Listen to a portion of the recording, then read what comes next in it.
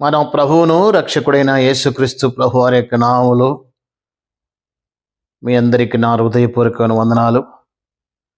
చాలా కాలం తర్వాత మళ్ళీ నేను వీడియో చేయడం, కొన్ని ఆరోగ్య పరిస్థితులు బాగలేక ప్రభు అయిన యేసుక్రీస్తు ప్రభువారు తన దయగలిగిన హస్తం ద్వారా నన్ను కాపాడి భద్రపరచు ద్వారా మరొకసారి మీ ముందుకు వస్తున్నా. మరి కీర్తనలు 136 కీర్తన 4 వచ్చిన ప్రకారం ఆయనొక్కడే మహా ఆశ్చర్యకార్యం చేయగలిగిన వాడు. మొదటి యోహాను రాసిన పత్రిక 1వ అధ్యాయం 1వ వచనం నుండి, నేను ఏదైతే కళ్ళారా చూస్తూ వచ్చానో, ఏదైతే నిదానించి కనుగొన్నానో ఆ సర్వసత్యం తెలియచేయడానికి మీ మధ్యకు వచ్చా. మరి ప్రార్థనతో ప్రారంభించుకుందాం. ప్రేమ కలిగిన తండ్రి, మా నమ్మదగిన దేవా, మాట తప్పని దేవా, మరువని దేవా, నిన్న నేడు ఏకరీతిగా సజీవుడిగా ఉన్న దేవా నీకు స్తోత్రములు. 2025 సంవత్సరం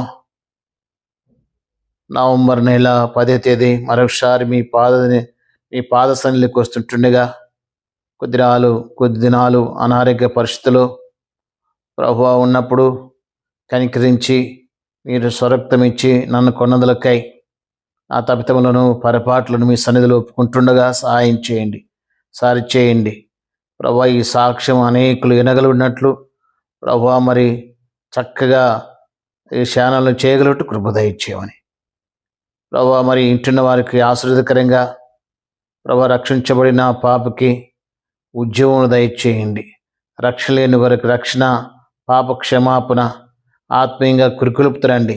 సహాయపడి కనికరించి దయ చూపించుదురని నన్ను మేము తగ్గించుకుంటూ మీ నామం హెచ్చిస్తూ యేసు ప్రభు నామమున ప్రార్థించి వేడుకుంటున్నాం తండ్రి, ఆమేన్. ప్రేమైన వారులారా, నా పేరు నటరాజా దిలీప్ అండి.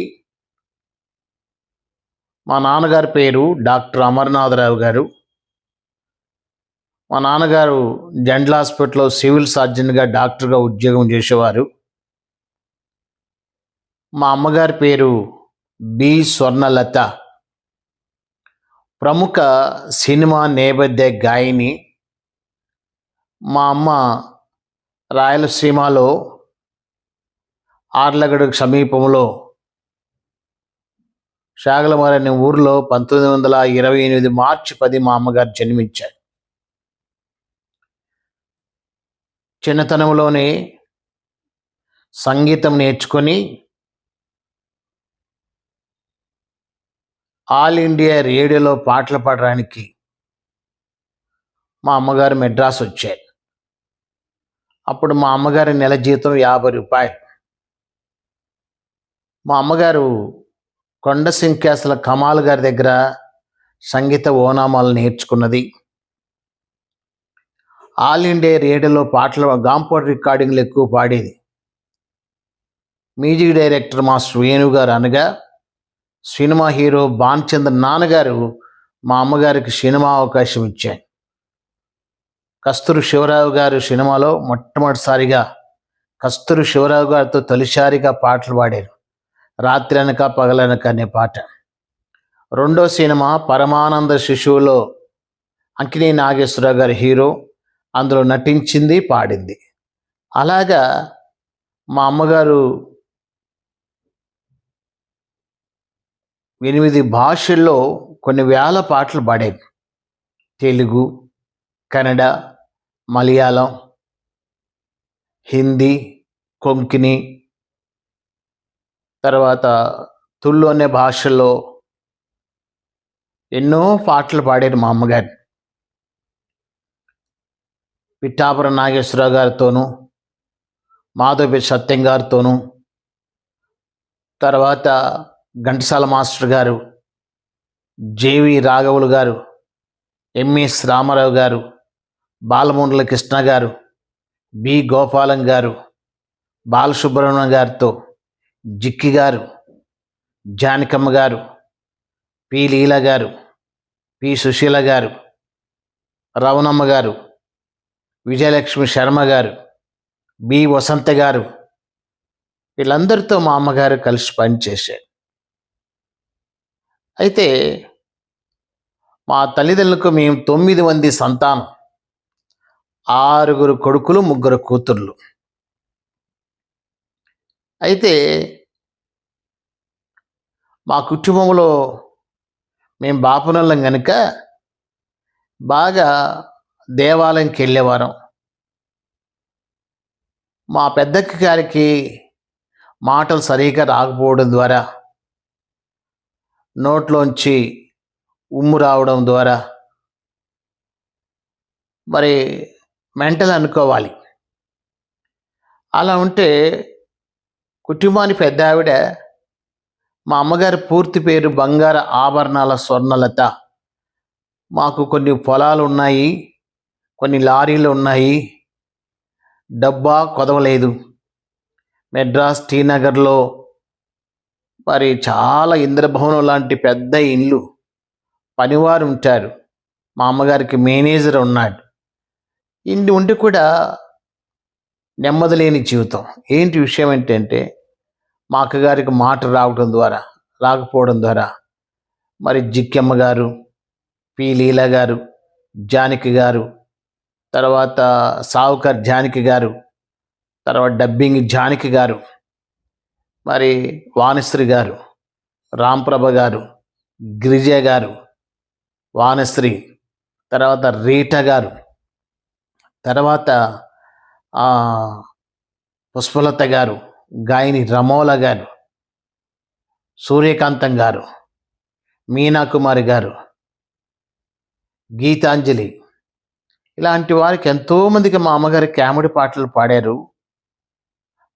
పాటకు ఆ దినాల్లో 300 రూపాయలు ఇచ్చేవారు. 500 దాకా పాడుతూ, అప్పట్లో ఆ డబ్బు చాలా గొప్పే. నెమ్మది లేదు. మా అమ్మగారి పూర్తి పేరు బంగార ఆభరణాల స్వర్ణలత. ఈరోజు వేసుకుంటే బంగారం, రేపు వేసుకుంటేది కాదు. అలాగా కొనసాగుతున్న టైంలో ఒక నిరాశ, నెమ్మది లేని జీవితం.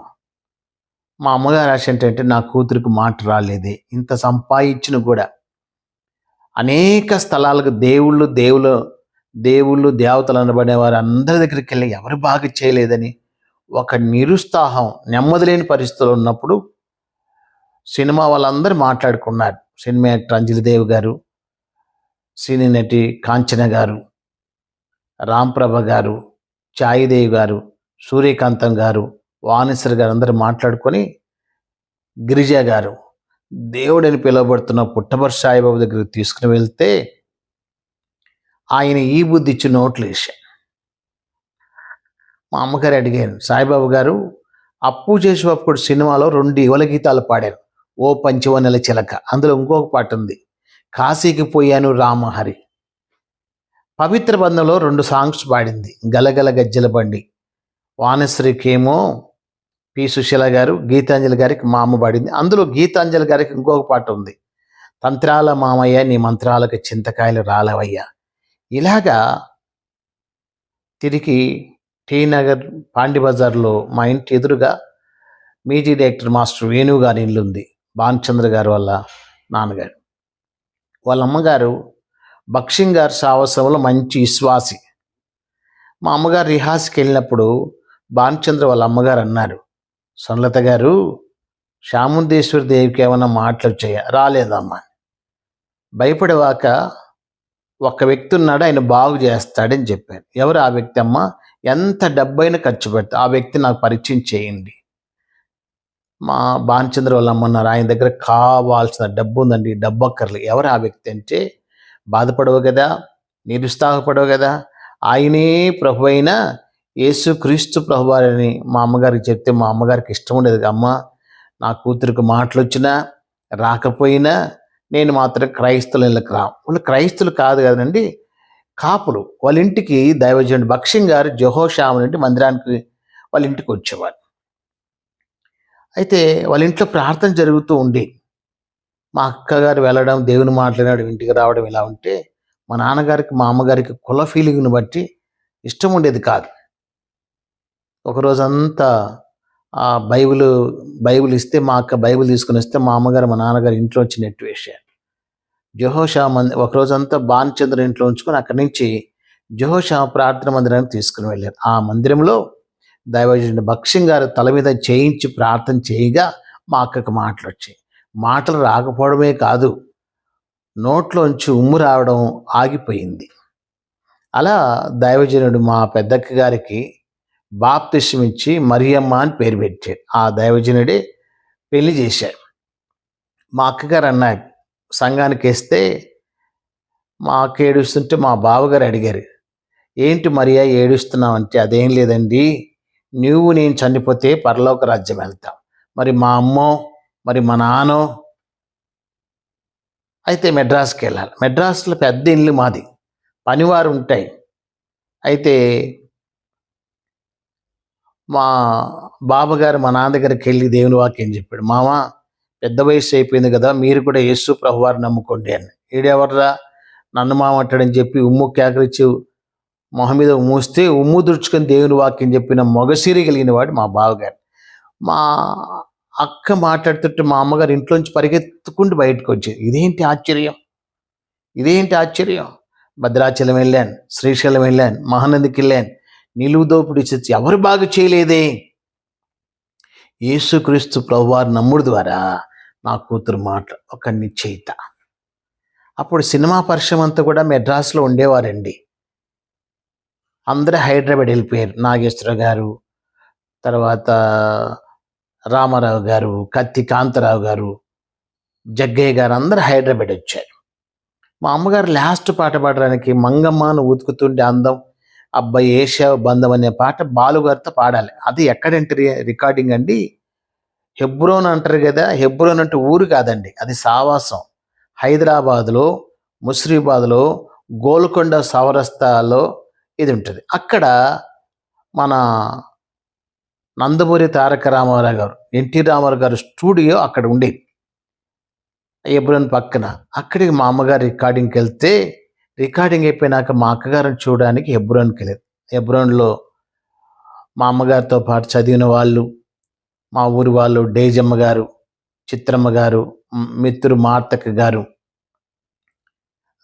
ఎలిజబెత్ గారు అందరూ అక్కడ ఉన్నారు. మా అమ్మగారిని చూసి, స్వర్ణలత ఒకటి గర్వకారణం, మా జిల్లా అమ్మాయి అని మా గర్వకారణం, ఎన్నో కామెడీ పాటలు పాడావు మరీ గర్వకారణం, కానీ యేసు ప్రభువారు లేకుంటే చనిపోతే ఎక్కడికి వెళ్తాం. అలాగా మా అమ్మగారు ప్రభుని నమ్ముకొని రక్షించబడి మారు మనసు పొంది, అలాగా యేసుక్రీస్తు ప్రభువారిని సంరక్షకుడిగా అంగీకరించిన తర్వాత సినిమా జీవితం నుండి మా అమ్మగారు ప్రభుని నమ్ముకున్నాను, రక్షించబడ్డాను. కనుక మెడ్రాస్కి వచ్చిన తర్వాత మా అమ్మగారు మెడ్రాస్కి వచ్చిన తర్వాత మా ఇంట్లో ఉండేటన్ని కాల్చివేసి మా అమ్మగారు, సినిమా యాక్టర్ పుష్పలత గారు, దీప గారు, వీళ్ళందరూ ప్రభుని నమ్ముకొని యేసుక్రీస్తు ప్రభువారు నిజమైన దేవుడు. అలాగా మా అమ్మగారు ప్రభుని నమ్ముకున్నారు. కుటుంబంలో పెద్దవాడు, మా 9 మంది సంతానంలో మా పెద్దన్న యాక్టర్ ఆనందరాజ్, ఆయన కుటుంబానికి పెద్దవాడు. ఆనందరాజ్ అంటే మీకు ఎవరికి పరిచయం కాకపోవచ్చు.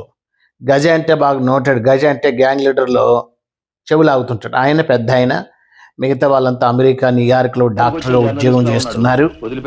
ఆయన కుటుంబానికి పెద్ద ఆయన. తర్వాత మా అమ్మగారు రక్షించబడ్డారు. నేను లాస్ట్ కొడుకునండి, చిన్న బాబును. అయితే నేను 16 సంవత్సరాల వరకు నన్ను బాగా చూసేవాళ్ళు మా అమ్మగారు, మా నాన్నగారు, మా బంధువులంతా. 16-17 సంవత్సరాల వయసు వచ్చేకల్లా మరి నేను ఒక్కాకు వేసుకోవడం, ఐబ్రూస్ పూసుకోవడం, లిప్టిక్ పెట్టుకోవడం, బాడీ అంతా అబ్బాయిదేనే కానీ ఫీలింగ్స్ అన్నీ అమ్మాయి. అంటే ఆడలు తిరగడం, తర్వాత చీర కట్టుకోవాలని, తర్వాత మేకప్ వేసుకోవాలి. ఇలాగ లక్షణాలన్నీ నా హావభావాలన్నీ నడక మారిపోయింది. మాట తీరు మారిపోయింది. అందరూ అనేవారు, ఈడు తేడా, ఈడు నపుంసకుడు, లేదా ఈడు కొజ్జ, ఇలాగ అనేవాళ్ళు. మా అన్నగారు చూసేవారు. మాకు ఎనుములు ఉండేటి. మరి కొన్ని ఏరియాలలో గేదెలు అంటారు. మా అమ్మగారితో అన్నాడు మా పెద్దన్న, అమ్మా వీడు నటరాజ ఎందుకు ఇలా అయిపోయాడు, మరి ఒక నపుంసకుడుగా హావభావాలన్నీ వాడు చీర కట్టడం, మేకప్ వేసుకోవడం మాకు కుటుంబంలో అవమానకరంగా ఉంది కనుక పాలల్లో విషం వేస్తే చనిపోతాడు, కొద్ది రోజులు బాధపడి మౌనంగా ఉందామంటే మా అమ్మ బాధపడుతూ వచ్చింది. అది నేను విన్నా. ఎందుకంటే ఒక ఉన్నతమైన కుటుంబంలో అయినా ఒక నపుంసకుడు, ఒక ఇజ్రా, మరి ఆడింగి తనిగిన వాడు పుడితే ఎంత బాధో. కుటుంబంలో వ్యాధి ఉంటుంది, నెమ్మది లేనిది, నెమ్మది ఉండదు, కలవరం. ఎందుకనగా నపుంసకుడికి ఇలువ ఉండదు సమాజంలో. నాకు కూడా ఇలువ ఉండేది కాదు. నా బంధువులు నాతో మాట్లాడేవారు కాదు, వీడు నపుంసకుడు, ఇంత మాకు అవసరమైంది. తర్వాత అలాగా మా నాన్నగారు ఎన్నడూ కూడా నా కొడుకు అని చెప్పుకోలే.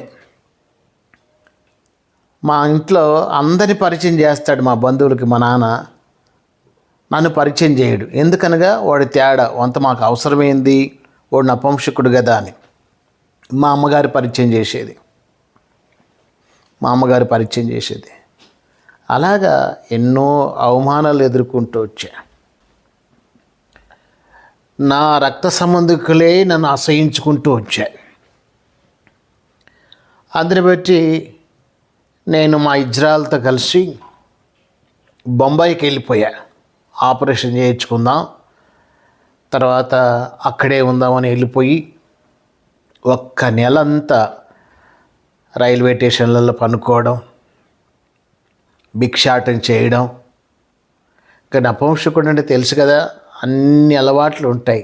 తాగడం నేర్చుకున్నా, మరి పాపపు అలవాట్లు ఎన్నో చెప్పలేం. అయితే కొద్ది రోజుల తర్వాత మా అమ్మగారు వచ్చారు, నాన్న నువ్వు ఎలాగన్నా ఉండిరా, నేను చనిపోయేంతవరకు నా దగ్గర నువ్వు ఉండాలి అని మా అమ్మగారు వాగ్దానం చేసి తీసుకుని వచ్చాను. మా అన్నగారికి ఇష్టం ఉండేది కాదు. నేను మా అమ్మని, నేను ఏ చీర కట్టుకుంటే ఆ బొట్టు పెట్టుకునేవాని, నగలు వేసుకునేవాని, అలా జీవిస్తున్నాను. నెమ్మది లేదు. మా గురువుగారు శివశేఖర మాస్టర్ దగ్గర డ్యాన్స్ నేర్చుకున్నా. 100 సినిమాకు అత్తర్ సాహెబ్ అనే పాట నేనే చేశాను, మేఘమా మరొక అనే పాట నేనే చేశాను, రాను రాను చిన్నదన్ అనే పాట నేనే చేశాను. నటరాజ సినిమా ఏంటి తెలుసండి అన్న. చి అనగా సిగ్గులేనిది, నీ అనగా నీతి లేనిది, మా అనగా మానవత్వం లేదు. అలాంటి జీవితంలో నేను చేరిన తర్వాత అన్ని అలవాట్లకు దాసత్వం అయిపోయాను. మందు తాగడం నేర్చుకున్నాను. తర్వాత అన్ని అలవాట్లు నేను చిన్నప్పుడే నేర్చుకున్నా. తర్వాత గంజాయి తీసుకునేవాని, ఇష్టానుసారంగా మరి నేను ఒళ్ళమ్ముకొని బతుకుతూ వచ్చా. నెమ్మది ఉండేది కాదు, సంతోషం ఉండేది కాదు. నా బంధువులే నన్ను అవమానకరంగా మాట్లాడేవారు, ఈడు తేడా, ఈడు గాండుగాడు, రకరకాలుగా మాట్లాడేవారు. కానీ మా అమ్మ దగ్గరే ఉంటున్నా. నేను షూటింగ్ వెళ్ళి ఇంటికి వచ్చేలా మా అమ్మ ప్రార్థన చేస్తుంది, ప్రభువా నన్ను రక్షించావు, నా కొడుకు నటరాజ దిలీప్ విషయం ఏంటి అని ప్రార్థన చేస్తుంటే నేను విన్నానండి. కానీ నాకు ఇష్టం ఉండేది కాదు. నేను షూటింగ్కి వెళ్ళి ఇంటికి వచ్చేయాలకల్లా సినిమా యాక్టర్ పుష్పలత గారు నా దగ్గరకు వచ్చేవారు, మాస్టర్ ప్రభు నమ్ముకోవచ్చు కదా అండి అన్నది. మా దేవతలు మాకున్నారులేమ్మా చెప్పవాకని వాదిస్తూ వచ్చేవాని. ఎందుకంటే వాదించేవానంటే అండి, ఇటు మగ కాదు, ఇటు ఆడ కాదు, తేడాగా ఉండేవాళ్ళు ప్రభుని నమ్ముకోవాలంటే మహా కష్టం అండి. నా జీవితంలో మా అమ్మ ప్రార్థన ఎంతో చేస్తూ వచ్చేది నా కొరకు. ఒక దినాన మా గురువు గారు శివశంకర్ మాస్టర్ గారు ఫోన్ చేసి, నైనా ఒక సినిమాకు మీరు డ్యాన్స్ వేయాలి, కర్తవ్యం. మరి దేవుని సేవకులు ఎంతోమంది మా ఇంటికి వచ్చేవారు. జీటీ గారు, ఫిలిప్ గారు, అగస్టిన్ గారు, ఆస్పేయ గారు, తర్వాత మార్టిన్ గారు. మేము ఎబ్రోన్ సావాసం కాబట్టి, మా అక్క మా బావ దైవ సేవకులు కాబట్టి అందరూ వచ్చేవారు మా ఇంటికి. అందరూ నా గురించి ప్రార్థన చేసేవాళ్ళు, వాక్యం చెప్పేవాళ్ళు. కానీ నేను పెడచే పెట్టేవాడిని, అంటే నిరాకరించేవాని, లెక్కలేనితనంగా ప్రవర్తించేవాని.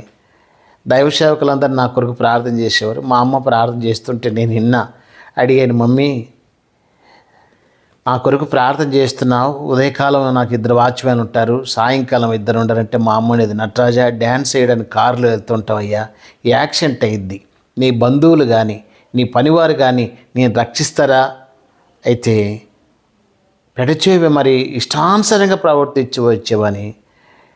ఒక దినాన దేవుడు నాతో మాట్లాడాడు. విశాఖపట్నం రైల్వే గెస్ట్ హౌస్లో మెడ్రాస్లో విమానం ఎక్కాను, విశాఖపట్నంలో దిగాను.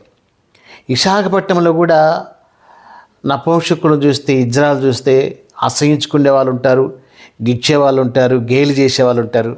అందుని బట్టి పోలీసు వారిని నిర్మాతలు బందోబస్తు పెట్టాను. దిగాను, మందు తాగాను, డ్యాన్స్ చేస్తున్నా. ఇట్లాంటి కాదు మేస్తా, నేను పాటకి డ్యాన్స్ చేస్తుంటే మైక్ ద్వారా ఒక వాక్యం వినపడుతూ వచ్చింది. ఏంటి ఆ వాక్యం అంటే అండి, ద్వితీయోపదేశకాండం 22వ అధ్యాయం 5వ వచనం ద్వారా దేవుడు నాతో తేటగా చక్కగా దేవుడు నాతో మాట్లాడుతూ వచ్చాడు. స్త్రీ పురుష వేషం వేసుకునకూడదు, పురుషుడు స్త్రీ వేషము ధరింపకూడదు. మొట్టమొదటిగా ఏం రాయబడిందంటే స్త్రీ పురుష వేషమే. ఇది బాధ కలిగించే మాట కాదు, నొప్పి కలిగించే మాట అంతకన్నా కాదు. కానీ మరొక్క మాట ఉంది, నొప్పి కలిగించే మాట, బాధ కలిగించే మాట. ఆ మాట నా హృదయంలో ఒక గుణపంలాగా, గడ్డబారులాగా నా హృదయంలో కూర్చుకొని పోయింది. అరే, నన్ను గురించి వాడు ఏంటి అలా మాట్లాడుతున్నాడు, నేను చీరా జాకెట్ కట్టుకుంది వానికి వాడు చెప్పాడు. ఇదే మాట నా హృదయంలో కూర్చుకుపోయిందండి. ఎయిర్పోర్ట్ పోవడానికి కారు సిద్ధం చేశారు. వినోద్ గారు, విజయచంద్ గారు ముందు వెళ్ళారు. బోరింగ్ పాప గారు, నేను కారులో కూర్చున్నా. ఒక యవనస్తుడు, చాలా అందం కలిగిన అబ్బాయి, వస్త్రాల్లో మాదిరికరంగా ఉంది, తన మాట తీరు పవిత్రంగా ఉంది. నా దగ్గరకు వచ్చాడు. మేడం అన్నాడు, నేను మాట్లాడలేదు.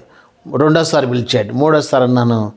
బోరింగ్ పాప గారు అన్నది, అమ్మాయి అబ్బాయి ఎవరు పేస్తున్నాడు, మాట్లాడవచ్చు కదంటే ఆ అమ్మాయి అనేది, మాస్టర్ నన్ను కాదండి, నేను నగలు వేసుకున్నాను, చీర కట్టుకున్నాను, బాగా బంగారు నగలు వేసుకున్నా, లిప్టిక్ పెట్టుకున్నా. నన్ను చూసి అన్నాడు, నా వేషం చూసి నా దగ్గరకు వచ్చాడు. మేడం, యేసు కథని బుక్ తీసుకో, నీ జీవితం మారుతుంది, నీ వైఖరి మారుతుంది అన్నాడు. డోర్ తీసుకొని బయటకు వచ్చి చెంపబొట్టు కొడితేనండి నోట్లోంచి రక్తం కారుతుంటే ఒక మాట అన్నాడు, దేవుని దీవించును గాకండి. ఆ యవనస్తులో ఉండే సాదృశ్యమైన జీవితం చూస్తూ వచ్చాను. అరే, తిరిగి కొట్టాల్సిన వయసు తనలో ఉంది. నేను కొట్టింది కాక పోలీసు అతను కొట్టాడు. అతను వచ్చి నన్ను కొట్టాలి. వాస్తవంగా అతను కొడితే నోట్లోంచి తల మీద కొడితే తలలోంచి రక్తం కారుతూ వచ్చింది. దేవునిని దీవించిన గాకని బ్లెస్సింగ్ ఇచ్చాడు. ఎంత మాదిరికరమైన జీవితం అండి. తనలో ఉన్న విధేయతను చూస్తూ వచ్చాను. ప్రభు నాతో మాట్లాడాడు. ప్రభు స్వరం నేను విన్నా. నా కుమారుడా, ఈ రాత్రి చనిపోతే ఏమైపోతావని ప్రభు స్వరం విన్నాను. మొట్టమొదటిగా మా అక్కని లేపాను. మొట్టమొదటిగా మా అమ్మని లేపాను. అమ్మ నన్ను ఏమన్నా పిలిచామంటే, పిలవలేదురా, వెళ్ళి పనుకొని నిద్ర రాలేదు. సినిమాలో విలన్గా ఎలా ఉంటాడో ఇంట్లో కూడా అలా ఉంటాడు మా అన్నయ్య. మా అన్నని లేపాను. నేను పిలవలేదురా, వెళ్ళి పనుకొని నిద్రపో. మూడోసారి నా చెల్లిని లేపాను. చెల్లి, నన్ను ఏమన్నా పిలిచామంటే, బాలుగారితో రికార్డింగ్ వెళ్ళి ఇచ్చానురా, ఎవరు నేను పిలవలేదు, వెళ్ళి పనుకొని నిద్ర రాలేదు. కానీ నా యొక్క మంచి చుట్టూ అగ్నిజ్వాలు దగదగలుగుతూ వచ్చి ఒకే ఒక మాట అన్నాను, యేసుస్వామి నన్ను క్షమించు. ఎన్నడూ నేను ప్రార్థనకి వెళ్ళేవని కాదండి. నా పాపాలు ఒప్పుకున్నా. మా అమ్మగారు జెహోషా మందిరానికి వెళ్తుంటే నేను కూడా మా అమ్మగారితో వెళ్ళేవాని. ఆ క్రమం, ఆ వరుస క్రమం, ఆ పాటల క్రమం చూసి పరలోకం ఉన్నట్టుంది. నేను చీర కట్టుకుని వెళ్తాను కదా, అందరు నా వైపు చూస్తున్నాను, నన్నే చూస్తున్నారు. ఆయన నాకు దేవుడు కావాలని చెప్పి వెళ్తూ వచ్చాను. కొద్ది రోజుల తర్వాత ప్రభు దగ్గర నా పాపాలు ఒప్పుకున్నా. ప్రభువా, నేను పాపి, నన్ను క్షమించమని. ఎప్పుడైతే యేసుక్రీస్తు ప్రభువాన్ని నా హృదయంలో చేర్చుకున్నానో, నాలో కలిగిన మార్పు ఏంటంటే, వెంట్రుకలు మరి ఉదయం లేస్తే నేను షూటింగ్కి వెళ్ళాలి కదా, ఉదయం లేస్తే షూటింగ్కి వెళ్ళాలి. స్నానం చేసి మేకప్ వేసుకుంటే మొహమంతా జిలగా ఉంది. మనసాక్షి ఒప్పుకోలేదు. తాగే అలవాటు కదా, బాటలు తీసుకొని తాగుతుంటే ప్రభువారు అన్నారు, ఈ రాత్రి నీ పాపాలు క్షమించబడ్డాయి. తాగడం మానుకున్న యెహోషా మందిరానికి వెళ్తూ వచ్చా. ఎంత ఆనందం అండి! ఆ పరిశుద్ధుల సావాసం, ఆ పాటల క్రమం పరలోకం ఉన్నటువంటిది. ఒక దినాన మా నాన్నగారు నన్ను అడిగాడు, ఎక్కడికి వెళ్తున్నావారంటే మందిరానికి వెళ్తున్నా నాన్న అన్న. ఇదేంట్రా, ఇదే మత సంబంధమైన అంటువ్యాధి మొట్టమొదటిగా మీ అక్కకు వచ్చింది, అదే మత సంబంధమైన అంటువ్యాధి మీ అమ్మకు వచ్చింది, అదే మత సంబంధమైన అంటువ్యాధి నీకు కూడా వచ్చేది అన్నాడు మా నాన్న. అంటువ్యాధి కాదు నాన్న, ఎన్నడైనా ఎప్పుడైనా మగబ్బని చీర కట్టుకుని డ్యాన్స్ చేసి తప్పుని ఖండించావంటే అది కళా సంపూర్ణమైన జీవితం అన్నాడు మా నాన్న. ప్రేమిన వారులేరా, ప్రభు నా జీవితాన్ని మార్చివేస్తూ వచ్చాడు. ప్రభు రక్తంతో నా పాపాలు కడగబడ్డాయి. ఎప్పుడైతే కడగబడిన నిశ్చిత కలిగిందో, నా ఎంటికలన్నీ పొడవుగా ఉన్న ఎంటికలన్నీ మంగళతని పిలిపించుకుని పొట్టి కటింగ్ చేయించుకుంటే మా కమిటీ వాళ్ళందరూ వచ్చారు, మా నా వంశకులు. ఏమే యేసుప్రభు నమ్ముకుంటూ కానీ ఇంటికలు ఏం చేసినాయి, కొజ్జరీకంలో మనకు అవమానం కదమ్మా. లేదండి, ప్రభువారు నాతో మాట్లాడారు. కొద్ది రోజుల తర్వాత ప్రభు నాతో అన్నాడు, నపంసకుడు అని రాయబడింది కానీ నపంసకురాలు లేదు కదా. పరిశుద్ధాత్మ దేవుడు నా పాపలు ఉప్పు చేస్తూ వచ్చాడు కాబట్టి కొద్ది రోజులు చీర జాకెట్ కట్టడం మానుకున్న, టీషర్టు లింగుతో ఉన్నా. నేను రక్షించబడిన 4 సంవత్సరాలకి మా బాబుగారు నాకు బాప్తిస్మం ఇచ్చి అనిల్ రాజు అని పేరు పెట్టాడు. ఎవడైనా క్రీస్తులో నూతన సృష్టి, పాత గతించిన ఈ యుగ సమస్తము కొత్తమైన. నా జీవితం అంతా మారింది, మాట తీరు మారిపోయింది. తర్వాత అందరు నన్ను సినిమా వాళ్ళని అందరూ అడిగారు. తెలంగాణ శకుంతల కానీ, ఆలి గారు కానీ, రాజేంద్ర ప్రసాద్ కానీ, ఏంటి మాస్టర్ గారు ఇలా మారిపోయాడు? అవునండి, యేసు ప్రభువారు నా హృదయంలోకి వచ్చిన తర్వాత నా పాపపు అలవాట్లు పోయినాయి, నా శరీరపు తాగుడు పోయింది, ఇష్టలు విడిగా మగపిల్లలతో స్నేహం చేయడం పోయింది. ఒక అబ్బాయిని నేను పెళ్లి చేసుకున్నాను, ఆ అబ్బాయిని కూడా విడిచిపెట్టేశా. చెప్తున్నా, నిజంగా చెప్తున్నా. అతనికి చెప్పేశా, లేదండి నేను ప్రభువుని నమ్ముకున్నా, యేసు ప్రభువారిని నా దేవుడిగా, ఆయన నా యజమానుడిగా స్వీకరిస్తాను.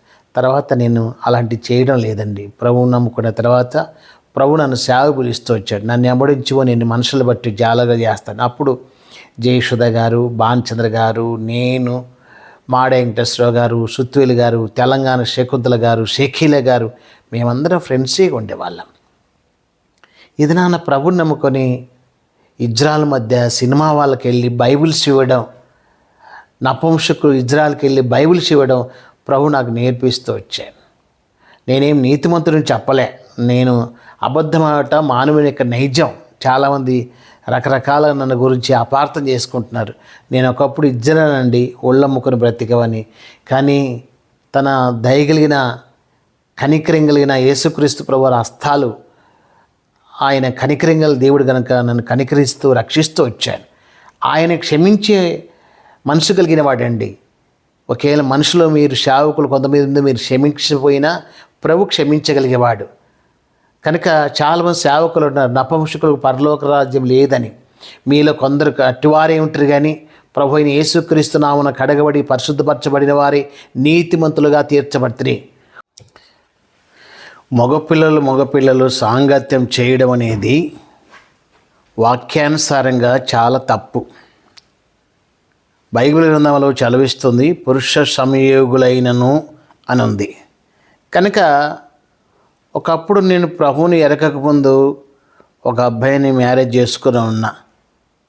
ప్రభుని ఎరిగిన తర్వాత నేను విడిచిపెట్టేశా. నాకు అక్కర్లేదు, నా ప్రభువు ఉన్నాడు అని ధైర్యం. ఎందుకనగా నిన్ను కాపాడువాడు కొనుక్కడు, నిద్రపోడు. కనుక ప్రభు రక్తంతో ఎప్పుడైతే నేను కడగబడానో, ప్రభు రక్తంతో కడగబడి నిజమైన వెలుగునెను, అది లోకంలోనికి వచ్చి ప్రతి మనిషిని వెలిగిస్తుంది. కనుక నేను ఇప్పుడు వెలిగించబడ్డా. మగపిల్లలు సాంగత్యం చేయడం అనేది వాక్యానుసారంగా చాలా తప్పు. బైబిల్ గ్రంథంలో చదివిస్తుంది, పురుష సంయోగులైనను అని ఉంది.